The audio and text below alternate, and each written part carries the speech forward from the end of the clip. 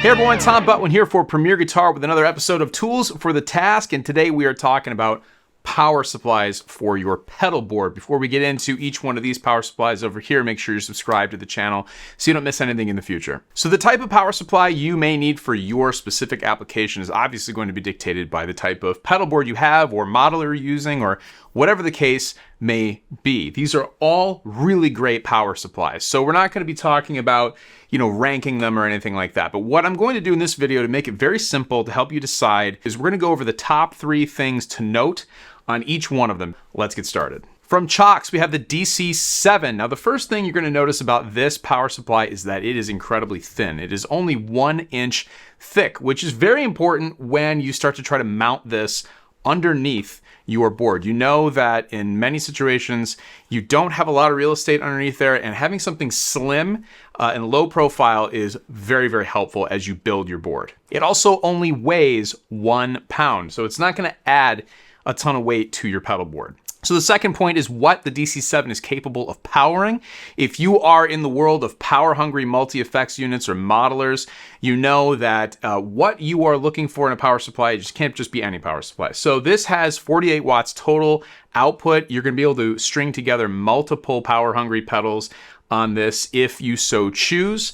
The other thing it has is a 5-volt USB output here. So if you need to charge your phone or iPad or anything that has a typical USB connection, you have that on the side of this. And if the 7 power outputs on the DC7, which are switchable from anywhere from 9 volts all the way up to 18 volts, are not enough for you, you have this 24 volt output right here, which allows you to connect the DC8 expanders so you can add even more power to your board if you happen to be someone who has that many pedals or effects units to plug in. Now, the third point on the DC7 is that it is specifically designed with pedal train. If you happen to be a pedal train pedal board user, these power supplies are meant to work with your board. It is not something you're going to have to start modifying your board to use. So there's actually something called the CIOKS grip, and it's a bracket that helps you mount this right to one of those pedal train rails. So if you are in the pedal train ecosystem, the CIOKS DC7 is designed specifically for you. From Strymon, we have the Zuma. Now, the first of 3 points to make on this are the outputs and the number of them. On the base unit itself, you have 9 isolated outputs. And if for some reason that is not enough, you can add up to 6 of the Strymon Ojai expansion units and get up to 39 pedals powered from this, plus the 6 expansion units. If you have a massive pedal board like John Frusciante or something like that, you can do just that with the Strymon Zuma. Now, obviously 39 pedals, that's a lot of pedals. Most of us are probably not going to be working with that many, but if you have a lot of pedals, it's conceivable you may have 15, 20, something like that. Strymon Zuma is for you. Second point for the Zuma is mounting options. It is a very lightweight unit coming in at just over 1 pound, so you can actually use dual lock to mount this very easily underneath your pedal board and it's not going to fall off.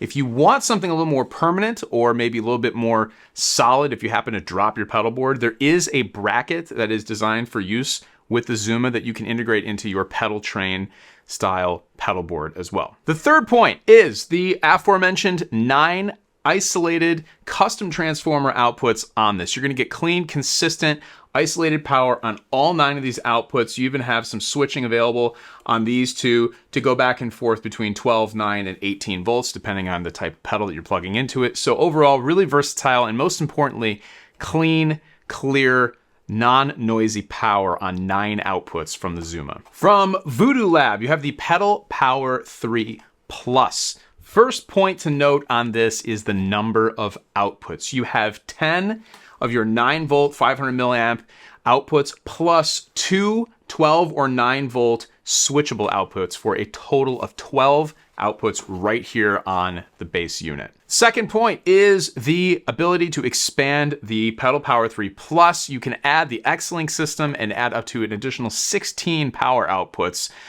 for your pedals. So again, practically speaking, plenty of outputs for the majority of people and their pedal boards. Point 3 is versatility for the Pedal Power 3 Plus.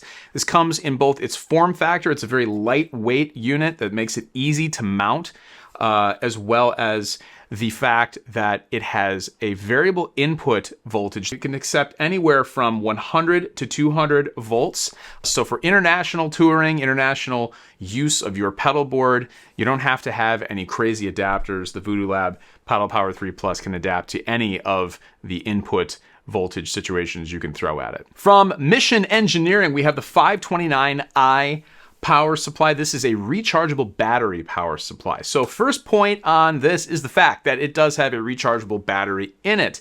If you've ever been at a gig where there's no power on the front of the stage, you know that it becomes kind of a pain sometimes to run a cable all the way to the back. Maybe there's not even an outlet available, depending on where your gig is. Having isolated clean power in the form of a reliable battery pack on your pedal board really expands the options of where and how you can play. And of course, it's rechargeable with USB. The 12-volt charger is included, or if you have your own favorite USB charger, you can use that as well. Second point on the 529i is the output. Let's start with the side. You do have a USB output, so you can charge your mobile device or tablet when you get to the gig. You know you've forgotten to do that. I know I have. So having a convenient way to do it while still powering your pedal board is really nice. Again, we are talking batteries here, so there's no power cable coming off of this thing on the gig, which is great. You do have 8 isolated outputs, clean, portable power for 8 pedals or more on your pedal board. Point number 3 is you get about 4 hours of battery life on this, worst case scenario with your more power hungry pedals. If you have more typical 9-volt pedals, you're gonna get even longer gig time out of this. The other thing to note is that if you do happen to have an 18-volt pedal, you can actually daisy chain 2 of these together to power that, so no issues there. From D'Addario, we have the Expand Pedal Power Battery Kit. This is just one portion of it. It's the power cell, but I'll show you everything else that it comes with and explain what that does. Point number 1 is that you're going to get 10 plus hours of playing time on your average pedal board with this system, which is incredible. Point number 2 is that it is versatile. If you want to be able to work wireless with the battery on board, you can do that, but the power gateway, which is this little unit right here, allows you to either use this power cell or you can plug it into the wall just like a normal pedal board, and this is what allows you to do that. Point number 3 on the D'Addario Expand Pedal Power Kits is that you get a lot of versatility and customization options. Right out of the box, you've got this daisy chain cable that allows you to string together 8 pedals. Now, this cable is pre-cut and pre-spaced for you. If that's not gonna work for your pedal board, you do have the option of getting the DIY Pedal Power Cable Kit, so you can cut these and create custom length cables to reduce clutter on your board and make sure it's Instagram ready with nice, neat cable runs, which we all love to do on our pedal boards these days. So you have that as well. Also, if you end up with a noisy pedal, we all have them. You know that one pedal that always causes issue.